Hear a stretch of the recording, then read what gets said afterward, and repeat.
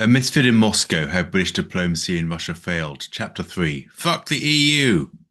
Hillsborough Castle, Northern Ireland, October 2013. From across the crowded reception room, through florid-faced revellers in black tie and ball gowns, two men clocked me and walked across. We'd never met, or at least not in person. They introduced themselves as Messrs. Lebedev and Ledenev from the Russian embassy in London.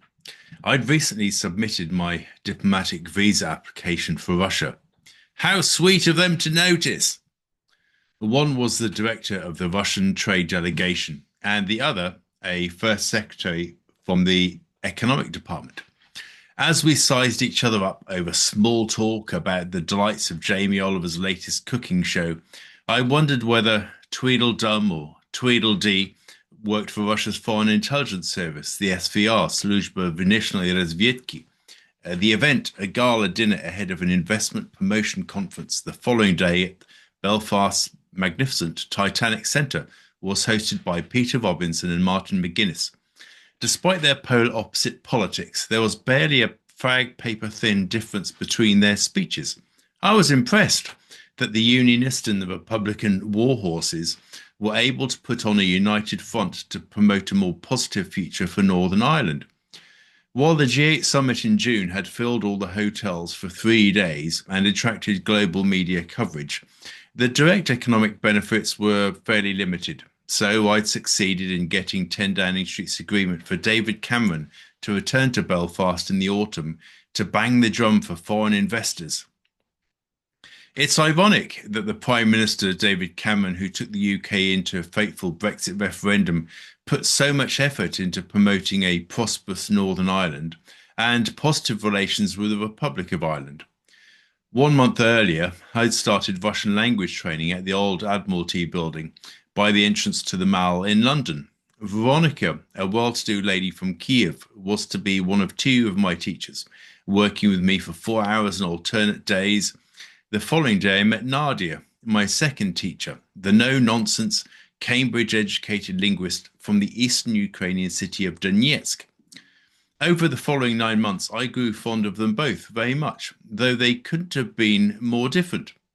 Those differences would become magnified by the events that would follow. Within weeks, we moved to the Foreign Office's gleaming new language school in the basement of King Charles Street, the Foreign Office's main building. New Labour had closed the Diplomatic Service Language School on Millbank in the noughties. This sent an unhelpful signal, I think, that monoglot Britain didn't see foreign language use as a vital component of diplomacy, which it absolutely is. The Foreign Office has improved slightly its performance in language learning since 2010, but even today, over a third of British diplomats paid full time to learn Russian for 14 months either fail their exams or, worse still, don't get around to sitting them. Now, I'll pause there and say that I took some data from the Foreign Office from a Freedom of Information request recently, and the situation isn't much changed. We still have an abysmal performance in not just Russian, but other two priority hard languages, which are Mandarin and Arabic. With Arabic, less than 50% of people pass their exams, having studied for almost 2 years on full pay. It's quite shocking. And it's partly about the culture in the Foreign Office that sees speaking foreign languages as frankly not that important, which is bizarre given that diplomacy and meeting foreign people is the core part of what the Foreign Office should do, right? So I'll continue.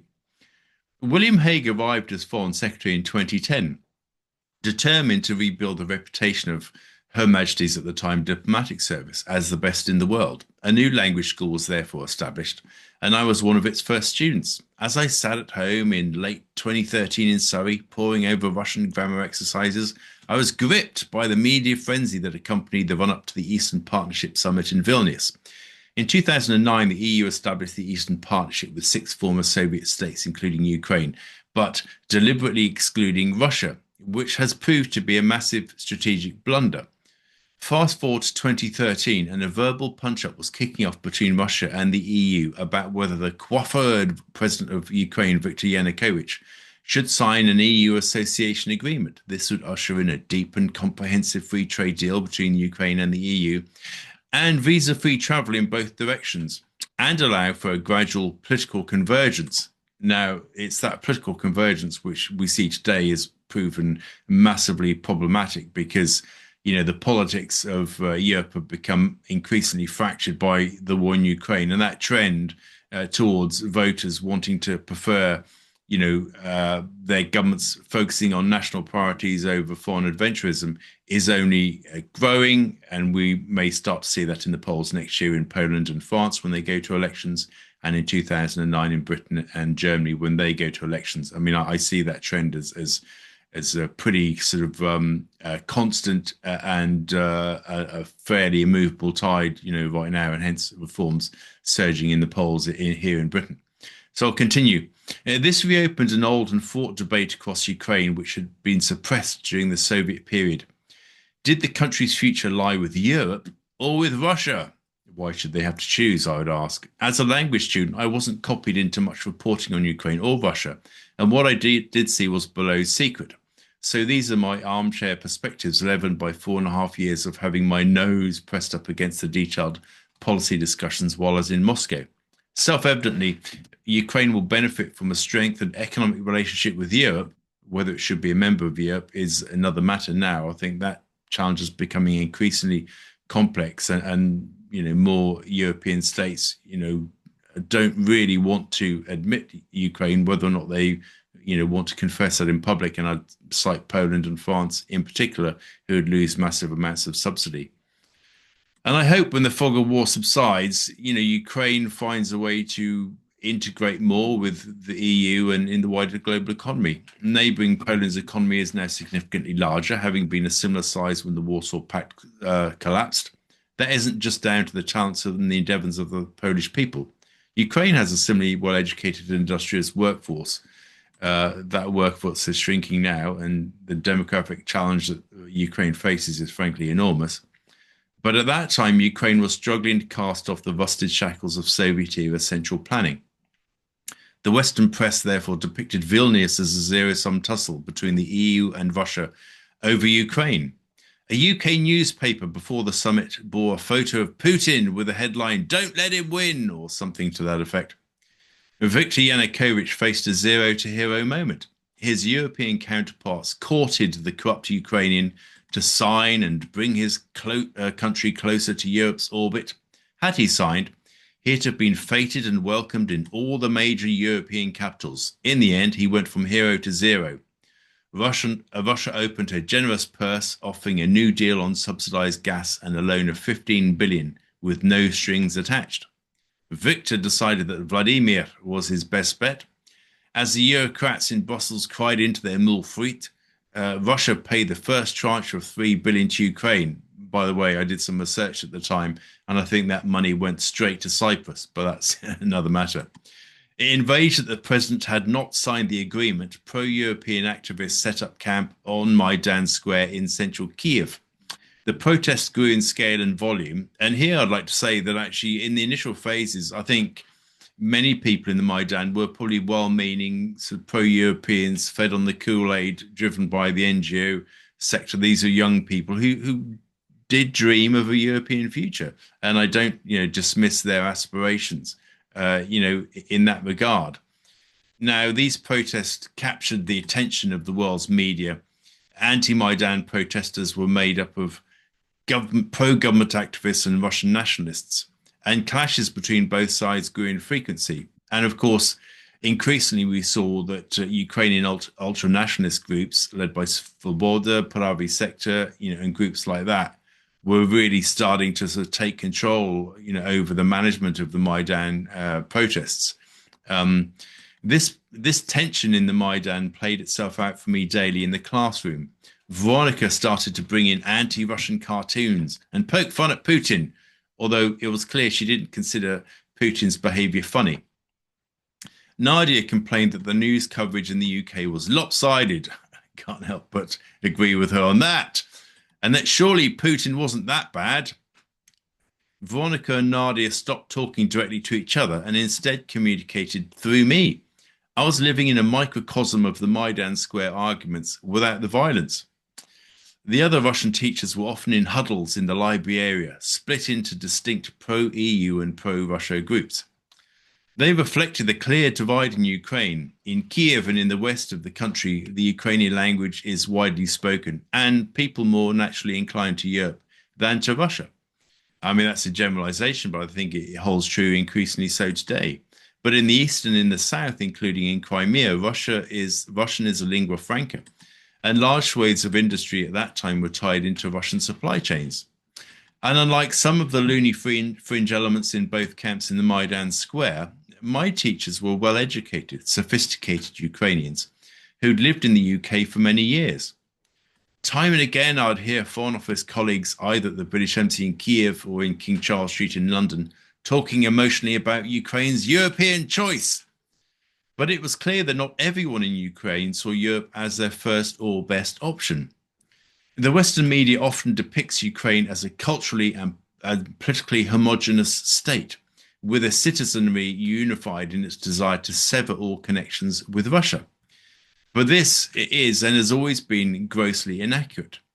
And British and European diplomacy should have focused on building the same sort of economic relationship with Russia that it was working towards with Ukraine, so no one had to choose sides. And this remains as true today as we lumber towards an end to this terrible war, although, the lumbering may go on for some time yet, I fear, even into 2027. It will be vital, as I've said in my various articles, for Europe to reset its relations with Russia in peacetime, to avoid both sides building up anticipation of a future and a much bigger war. I mean, I wrote this kind of in 2023, and I've been saying this now, and absolutely nothing has changed. Meanwhile, the Americans are working hard behind the scenes to steer any resolution of the conflict on terms acceptable to them. A transcript of a bugged call between US Assistant Secretary of State Victoria Nuland and US Ambassador to Ukraine Jeffrey Pyatt was released in early February 2014. They were both plotting which Maidan leader should be elevated to the role of Ukrainian Prime Minister after Yanukovych's removal, which they assumed as a given. Nuland wanted Arseniy Yatsenyuk and was keen to get her plan signed off by the then Vice President Joe Biden. Fuck the EU, she says, an indication of how the US saw their role in finding a solution to the crisis. European leaders, including Angela Merkel, condemned these remarks. And this was blatant interference by the Obama administration into the internal affairs of a sovereign nation, Ukraine, with only one purpose in mind: regime change. When people were shot and killed by unidentified snipers in Maidan Square, now you may have seen my previous video, and if you haven't already, please watch it, with Ivan Kachanovsky, the Ukrainian academic who's based at the university in Ottawa, which actually shows significant evidence that the Ukrainian ultranationalists were behind the killing of many of those people who were shot by snipers in the Maidan Square. But when this happened, the Western press consistently blamed Yanukovych's police, although there is not a lot of evidence actually to support this, but rather to support Kachanovsky's analysis that this was conducted by the far right. But in any case, it was clear that Yanukovych was losing his grip on the presidency. Following intervention by the governments of Germany and Poland, Yanukovych signed an agreement on the 21st of February, a key date if you think back to the history of the start of the war, with opposition leaders. He agreed to reinstate the 2004 constitution, pass more powers back to parliament, and hold presidential elections by no later than December. Yanukovych had effectively set a date for his leaving office. It was a terrific example of European leadership by two key member states. However, that same night, Yanukovych's convoy was attacked as he left Kiev bound for another city in Ukraine, and his mansions were occupied by oppositionists. The following day, he fled the country in an operation that we know, because Putin has said, was orchestrated by the Russian special forces. He was voted out of office by the Ukrainian parliament, the Verkhovna Rada, the day after, with a vote tally that fell slightly short of that required under the impeachment provisions in Ukraine's constitution. I remember thinking at the time, the Russians aren't going to like this. Had Yanukovych signed the association agreement and been ousted by pro-Russian extremists, it would have been condemned from the rooftops of the Berlaymont and the capital, and indeed from King Charles Street. Instead, Western diplomats shrugged their shoulders when the 21st of February agreement was binned.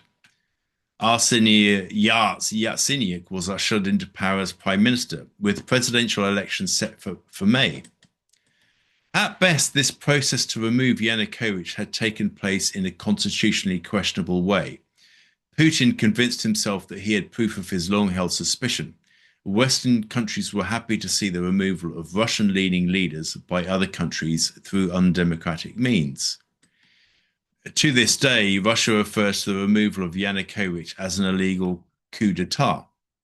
While the origins of the Ukraine conflict go back much further, this theory of a coup d'etat is very much supported by other academics in the Western Hemisphere, including notably Professor Jeffrey Sachs and John Mearsheimer. But it was clear that this was the flashpoint that lit the slow-burning fuse to eventual war in Ukraine in 2002. One can't help but wonder how differently the Ukraine crisis would have run had matters been allowed to follow the course charted by the German and Polish foreign ministers on the 21st of February. It's significant that Putin's representative at the negotiations that fateful night on the 21st of February did not sign the agreement. Russia may well have tried to slow down implementation of the agreement at a later time, but it's nevertheless hard to see how Yanukovych could have clung to power without a more violent resurgence of the Maidan movement. The point is academic now in any case. Buoyed by anti-Russian sentiment, Ukraine's parliament cancelled a law giving regions of Ukraine the right to have a second official language, the first salvo in what has become a concerted effort to erase all traces of Russianness from Ukrainian society, a campaign, it has to be said, which continues right up until this present day in creating this monoculture, purely ethnic Ukrainian nation, which actually defies the logic of Ukraine's demographics. This meant that in places like Crimea and eastern Ukraine, Russian could not be recognized as an official second language, even though it was the language that most people used. This was a move of monumental stupidity. It alienated a significant proportion of Ukraine's population and played into Putin's narrative of a hostile West bent on destroying Russia and Russian speakers. Western powers should have called it out at the time. Yanukovych's ouster, whatever his failings as a leader, he was a leader who was trying to balance Ukraine's fragile position caught between Russia and Europe and maintain good relations with both. That's a theory that many people have actually put forward over the past 12 years. His ouster and the abolition of the language law destroyed an equilibrium that had been in place since Ukraine gained independence in 1991. Major protests then erupted throughout the Russian-speaking parts of Ukraine. The Russian military massed along the border with Ukraine, and the global press wondered where they might strike. Crimea was a popular holiday destination for Russians and Ukrainians alike. Ethnic Russians constitute by far the largest group of people in Crimea. The Russian Black Sea Fleet had a long-standing basing agreement at Sevastopol. Hindsight is a wonderful thing. On the 27th of February 2014, shortly after the curtains had closed on the Winter Olympics in nearby Sochi, Russian troops without insignia on their green uniforms, now come to be known as the Little Green Men, took over key sites in Crimea against no resistance at all from their Crimean opposite numbers, many of whom switched sides at that time. Russia had nevertheless annexed the sovereign territory of a neighbor, gambling correctly that NATO would not fight for it. And to this day, NATO has absolutely refused to fight for Ukraine, even though egging it on in the war and still encouraging it to join NATO. And Putin was right. To this day, NATO and Western powers, as I've said, have never been willing to intervene militarily in Ukraine, while at the same time promoting an antagonistic relationship between Ukraine and Russia. And this is utter folly. The EU imposed its first sanctions on Russia, and Russia's membership of the G8 group of nations was suspended. A hastily organized referendum in Crimea voted in favor of integration with Russia. On the 21st of March 2014, Crimea was formally absorbed when Russia's Federation Council rubber-stamped a treaty of accession. In the Foreign Office Language Centre, tensions increased. Veronica and the pro-European teachers were furious that Russia had stolen Ukrainian territory. I steered clear of the subject to avoid an angry tirade about Russian oppression. Nadia would shrug her shoulders and say, "What did they expect after what happened to Yanukovych?" My job was to learn Russian, and I wasn't going to take sides. The move on Crimea proved popular with ordinary Russians, who considered the peninsula part of Russia going back to the days of Catherine the Great. It gave a huge electoral boost to President Putin. His popularity rating had been in slow and steady decline since 2009. By Western standards, an approval rating of 61% in 2013 was nevertheless high, but after Crimea, it bounced up to 87% and remains in that sort of number territory even to this day, even after 4 years of devastating war. For all those people who predict an imminent political implosion in Russia, which appears no more likely now than it was back then. A live-fire conflict then erupted in eastern Ukraine, in an area collectively known as the Donbass. After widespread protests, separatist groups in Luhansk and Donetsk provinces declared their independence from Ukraine and initially made significant territorial gains. When the Ukrainian army regrouped and it regained territory, Russia upped its military involvement in the conflict. Full-blown war was now being waged in Europe for the first time since the Balkans conflict ended 20 years earlier. A bloody line of contact was frozen in the earth that barely shifted until Russia's invasion in February 2022. For Veronica, the Eastern separatists were terrorists, while Nadia was sad that she was no longer able easily to visit her relatives in Donetsk, which became a war zone. Now, Russia has been cast firmly in the role of the revanchist aggressor by the West, by the Western mainstream media. Putin undoubtedly responded to the facts as they were presented to him by hawkish intelligence and military chiefs, and saw an opportunity to give the West a bloody nose and succeeded in doing so. But Europe's failure to push back against the Americans and hold Ukrainian protest leaders to the 21st of February agreement, and indeed call out ultranationalist involvement in the Maidan massacre, was a tactical blunder with huge strategic consequences. And the tendency to this day among Western leaders to put the blame completely in Russia's lap is one of the many reasons why Ukraine remains a war zone today. Towards the end of May 2014, a new president of Ukraine was elected, confectionery billionaire Petro Poroshenko. His arrival heralded a brief period of optimism. European leaders thought engagement between Poroshenko and Putin might start to cool the temperature of the war in Donbass. At this point, even in Brussels and in London, people hoped in a negotiated end to the conflict. President Hollande of France came up with a plan. Both Putin and Poroshenko had confirmed their attendance at commemorations in France to mark the 70th anniversary of the D-Day Normandy landings.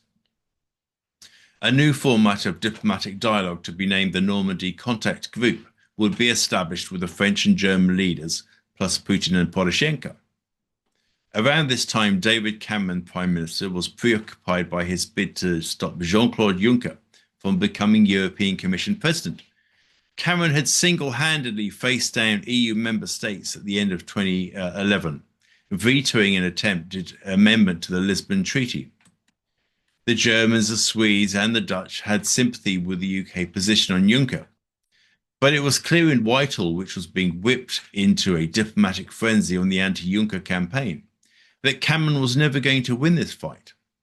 Rather, he'd placed himself once more on the European naughty step, and, whether knowingly or not, taken the UK one step closer to Brexit.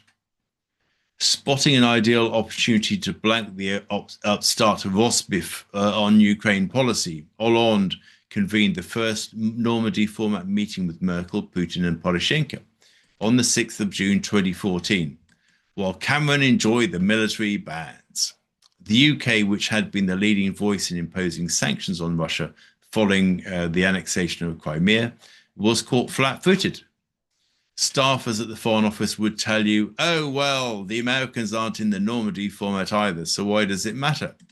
But this was nonsense. The Americans were paddling their own canoe on Ukraine policy, as they always do, and didn't need to align with the EU to have talks with Poroshenko and Putin. The UK, on the other hand, was stuck in a policy no man's land, a position that the Russians, French, and Germans were happy for us to occupy.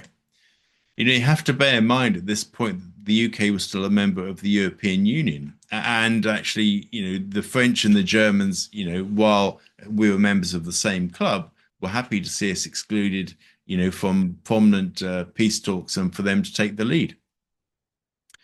In King Charles Street, the Foreign Office director covering Russia and Ukraine left suddenly and unexpectedly, essentially because she'd come under pressure from William Hague's office that our whole policy was a complete mess. The British ambassador in Moscow was thenceforth frozen out of senior level dialogue with Russia on Ukraine, reliant on crumbs of insight from his German and French counterparts. Vielen Dank. Even before I'd arrived in Moscow, the UK had lost any influence it may have had. In the 8 years between the start of the Ukraine crisis and Russia's eventual invasion in February 2022, Britain remained almost completely shut out of efforts towards a peaceful resolution of the conflict. Plus ça change, as the French may say, because even today the UK refuses to talk to Russia about a resolution of the conflict, but prefers to stick on the war party route. On the 15th of July 2014, Jean-Claude Juncker was elected as European Commission President. That same night, William Hague resigned from David Cameron's government. The Foreign Secretary fell, his departure packaged as part of a big reshuffle, branded by some as a new night of the long knives. Cameron has said that Hague wanted to leave Parliament to pursue other interests. He's now the Chancellor of Oxford University many years later. But at the time, it wasn't clear why a grandee of the Conservative Party would step down from his office of state 10 months before the next general election. Rumours swirled that he'd fallen on his sword for Cameron's twin failures on Juncker and Ukraine policy. To be honest, Hague was the best Foreign Secretary during my career in the diplomatic service. He arrived at the Foreign Office after 13 years of New Labour disinvestment in diplomacy. New Labour basically hated the Foreign Office. They thought we're all toffs who'd all been to Oxbridge and we were an anachronism and basically, ran completely counter to their socialist, ideals. And this is complete nonsense because I'm actually a working class lad, but there we are. And Hague had breathed life and purpose back into the Foreign Office organisation. Yet, like most government ministers, he departed a failure. How many ministers leave and claim that their time was a success? A political titan, William Hague was replaced by spreadsheet Phil Hammond, dullest person and biggest misanthrope you might ever have the misfortune to meet, who I hoped would be a short-lived stopgap. He wouldn't be the first square peg after Margaret Beckett's meaningless caravan tour through King Charles Street in 2006 and 7. I wasn't initially put off by the UK's self-imposed exclusion from the Normandy format, nor by the loss of a great Foreign Secretary in William Hague.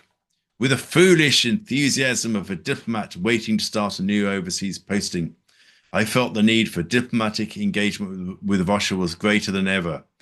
And gosh, was I to be disappointed, as diplomacy with Russia, there has been practically none in the intervening period. I hope you found that an interesting run through with added commentary from me on, the third chapter of my book. Please do consider buying it. You can get it on Amazon. Do like and subscribe to my channel if you enjoy my commentary on world events. Wherever you are, I wish you very, very much peace and happiness with your families. Keep your children safe. Hug your friends. Be curious about people that you've never met before, whatever nationality they may be from, and promote a better, more peaceful world for everybody and keep peace-mongering. Thank you all so much for your kind support. I love you all, and I'll talk again very soon.